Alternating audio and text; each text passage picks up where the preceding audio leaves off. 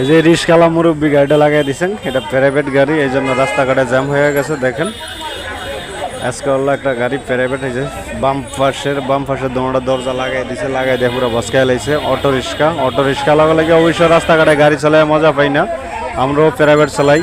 এক একটা গাড়ি 15 থেকে 20 লাখ টাকা, এই যে গাড়িটা 20 লাখ টাকা দাম।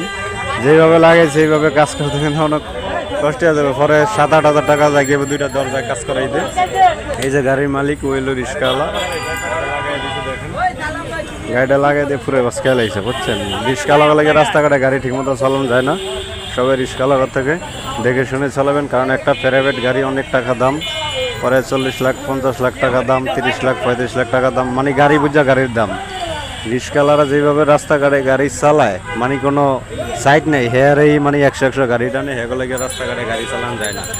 এই যে মানুষ জমে গেছে, অনেক মানুষ জমে গেছে, যে যেখান থেকে লাইভটা দেখছেন লাইভটা শেয়ার করে দিবেন। রিক্সাওয়ালারা অনেক খারাপ, এই রিক্সাওয়ালার জন্য রাস্তাঘাটে আমরা গাড়ি চালাই মজা পাই না। রিক্সাওয়ালা করে প্রতিবাদ করতে হবে, রিক্সাওয়ালারা যাতে মেন রাস্তায় না উঠতে পারে, কারণ ওরাও নিরীহ মানুষ, ওরাও কাজ করে খাবে, কিন্তু ওরা মেন রাস্তায় উঠে যেভাবে গাড়ি চালায়, যেভাবে গাড়ি টানে, ওদের জন্য আমরা গাড়ি চালাইতেই পারি না। ধন্যবাদ সবাইকে, যে যেখান থেকে লাইভটা দেখছেন লাইভটা শেয়ার করে দিবেন।